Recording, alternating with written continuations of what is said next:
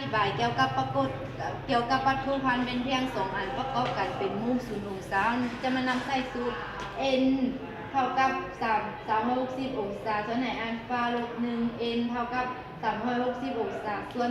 0ลบ1เท่ากับอสงไขย n เท่ากับอสงไขยรูปเขาจะมาอิงตามหลักตามกฎเกณฑ์สะท้อนแสงระยะวัตถุเท่ากับระยะรูปนี่เป็นแพงตัวที่หนึ่งนี่เป็นแพงตัวที่สองนี่เป็นวัตถุที่อยู่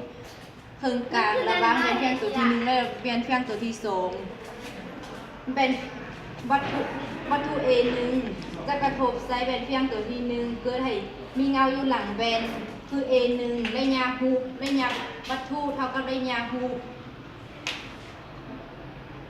วัตถุ A หนึ่งเป็นวัตถุ A หนึ่งเป็นวัตถุให้แก้แบนแพงตัวที่สองเกิดให้มีเงาอยู่หลังแบนตัวที่สองคือ A 1ขีดระยะวัตถุหาแบนเท่ากับระยะแบนหาวัตถุA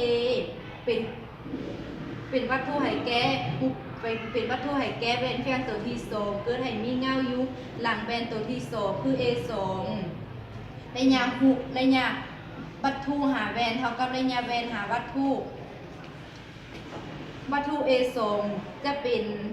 วัตถุไหแก้แวนเพียงตัวที่หนึ่งเกิดให้มีเงาอยู่หลังแวนตัวที่หนึ่งคือ A 2ขีดฉะนั้นมันจะเป็นแบบนั้นไปเรื่อยๆจนถึง AN